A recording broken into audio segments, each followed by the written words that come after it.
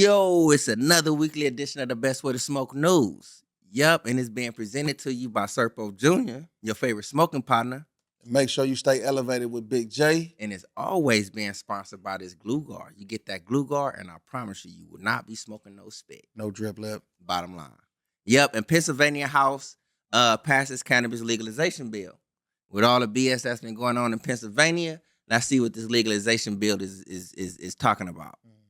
The Pennsylvania House of Representatives just recently gave an initial approval to an adult use cannabis legalization proposal that includes a state-run dispensary in marijuana that Marijuana Moment has reported.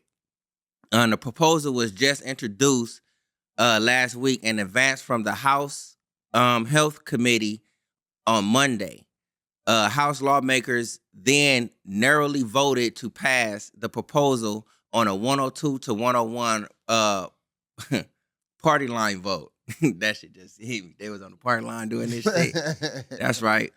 With all Democrats voting in favor of the bill and all Republicans voting in opposition. So Democrats, you know what I'm saying, beat them by one. All right. Lawmakers are expected to hold another vote on the proposal soon. And if approved again, the bill will move next to the Senate for consideration. The bill will legalize cannabis possession for adults 21 and older. Retail sales will be taxed by 12%, and all dispensaries will be operated by the state.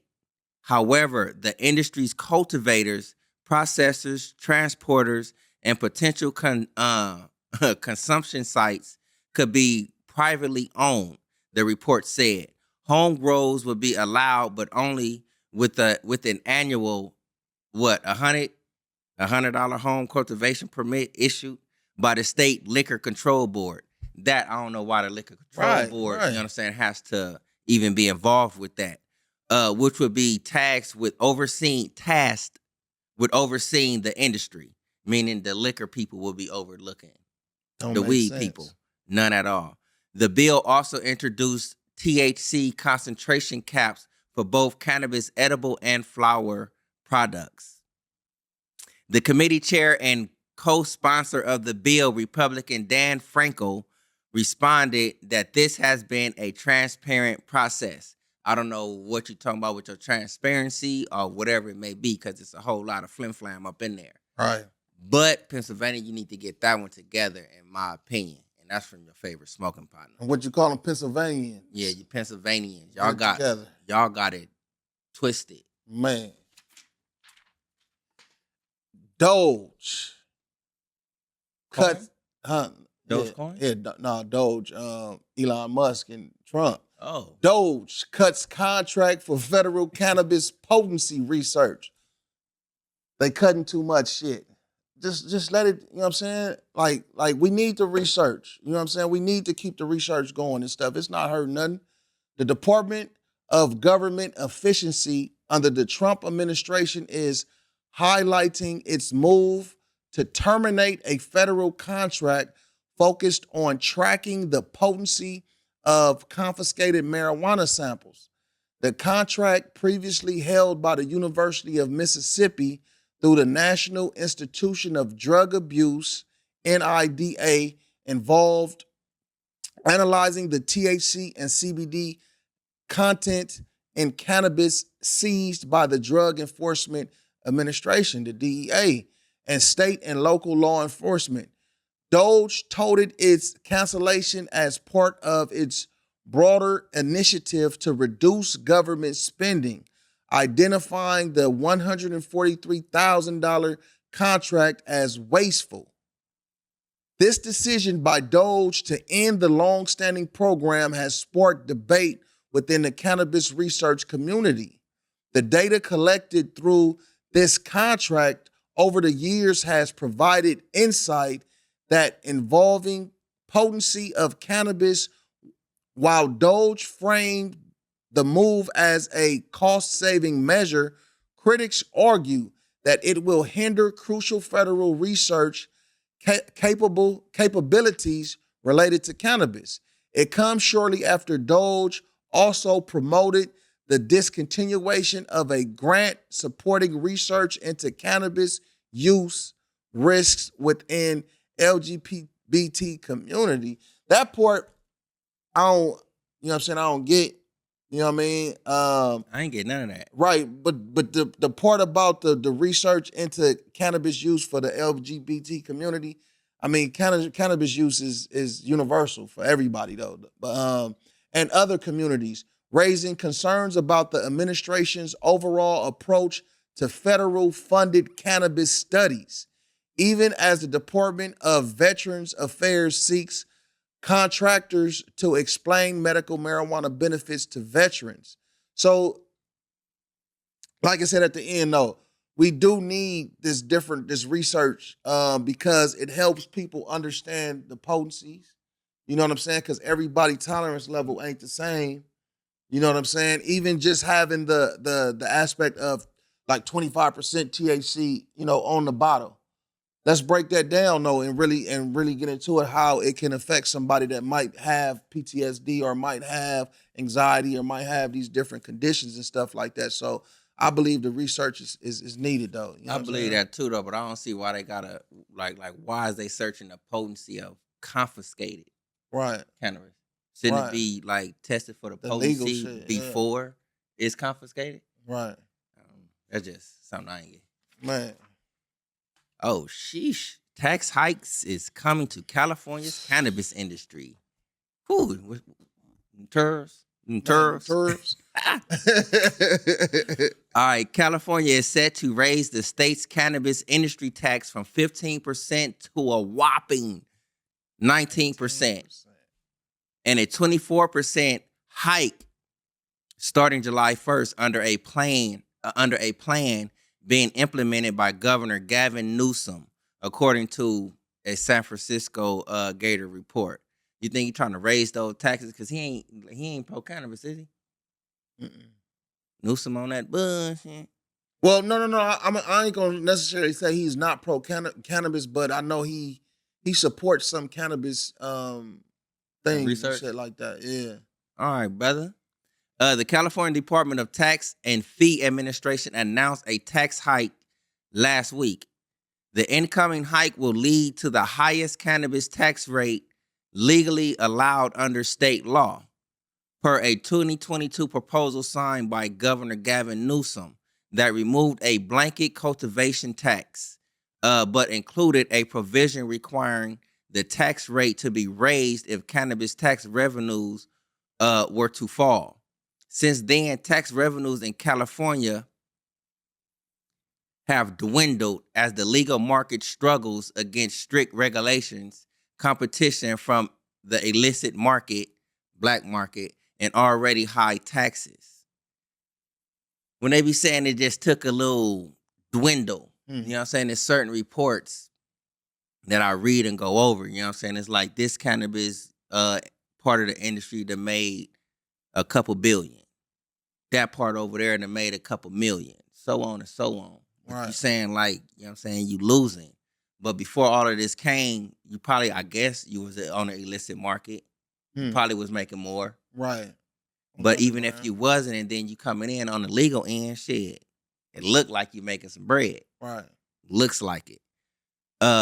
Jared Kelo, president of the United States Cannabis Business Association, said in the report that the tax hike will create even more turmoil in for the industry, without a doubt. More businesses will close sooner as the legal price is just too far away from illegally obtained products. Less investment is starting or continuing cannabis operations will occur, and demand for cannabis licenses will decline expeditiously. You know what I'm saying? And it's like, to me, that's like that's a different type of fight on cannabis. You know what I'm saying? In my opinion, you want to raise the tax price so high that it probably like won't be met, or it may be like, you know what I'm saying, far-fetched to be met. Right. You know what I'm saying? To want to make a person just say, fuck it. Fuck it. And just don't even be in it at all. Man. But the cannabis industry, you know what I'm saying, I'm pretty sure we got it. Great minds think alike, and we're going to take over. Ain't no question. Just keep communitizing. Mhm. You know what I'm saying? Hey, look, the trucking industry it's been short drivers, man. Because of What you mean, short drivers as in little people or no, like? they've been short of drivers. Oh, You know what I'm saying? okay. Look, the trucking industry grappling with marijuana testing and regulation amid driver shortage. The national shortage of truck drivers continues to be a significant concern for the supply chain, and industry leaders are pointing to two key contributing factors: stringent positive marijuana testing policies, and in some cases, outdated federal regulations. While safety remains paramount, many in the trucking sector argue that the drug testing protocol, particularly for marijuana, are unnecessarily sidelining qualified individuals in an era when cannabis laws are evolving across the country. Furthermore, some federal regulations are seen as inflexible and not reflective of modern logistical demands, adding further hurdles for both drivers and trucking companies. So what loosen up. Loosen up. You know what I'm saying? The discrepancy between federal and state marijuana laws is creating a challenging landscape for the industry. Even in states where cannabis use is legal for recreational or medical purposes, a positive drug test under federal guidelines can disqualify a driver from operating commercial vehicles nationwide. This zero tolerance approach, some argue, prevents otherwise safe and competent drivers from entering or remaining in the workforce. Certain federal regulations governing hours of service and other operational aspects are being scrutinized for not adequately addressing the complexities of today's transportation needs, potentially leading to potentially leading into dialogue with federal authorities to explore potential solutions that maintain safety standards while adapting to the evolving legal and logistical realities. What that means is they are trying to figure out a way to loosen up these restrictions, and they're trying to tap into the federal government that has all these excessive restrictions for certain jobs. And this one in particular is truck driving. You know what I'm saying? So loosen it up. They need the recovery too. Just like we had our boy Zay on the podcast talking about recovering from, like workouts, using Yeah. cannabis for recovery. Same with this. You sitting up driving every day, bumping back. You know what I'm saying? You want to be able to relax when you come off that road for them days and stuff like that, though, man. So let's do your due diligence. For sure. Nebraska lawmakers to reconsider bill to implement voter-approved medical cannabis. Let's see what these Nebraskan lawmakers is up to. Nebraska lawmakers are set to reconsider a bill to implement the voter-approved medical cannabis program. The move comes 2 weeks after the General Affairs Committee voted against advancing the legalization. Lawmakers will consider the new proposal after reaching a compromise to allow medical cannabis obtained through the state program to be only vaporized and not smoked, and retain the current state law for smoking cannabis flower.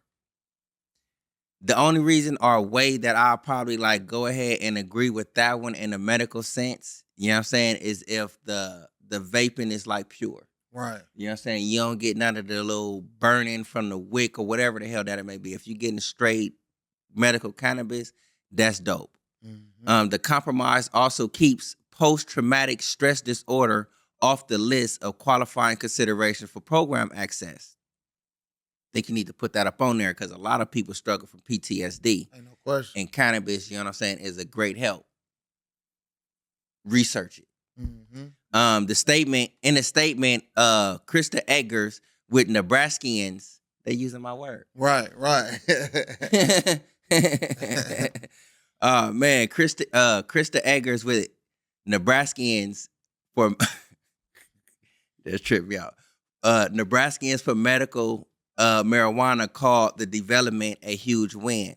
As advocates, we believe today was a huge win that shows lawmakers are recognizing the importance of listening to the vote of the people and being willing to engage in a dialogue on the issue. Great. That really is great.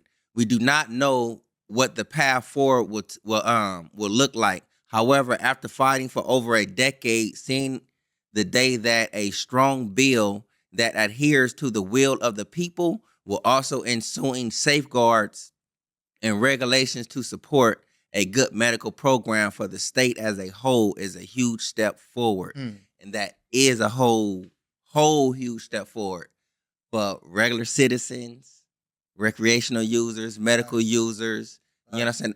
And also lawmakers that's up in there to sit and have a conversation, bounce ideas off of each other, hear each other. Huge win. Facts. That's another weekly edition of The Best Way to Smoke News with your favorite smoking partner, Serpo Jr. Make sure you stay elevated with Big J. Always. All right, man, let's get about this man here, man. Well, you got a little bit of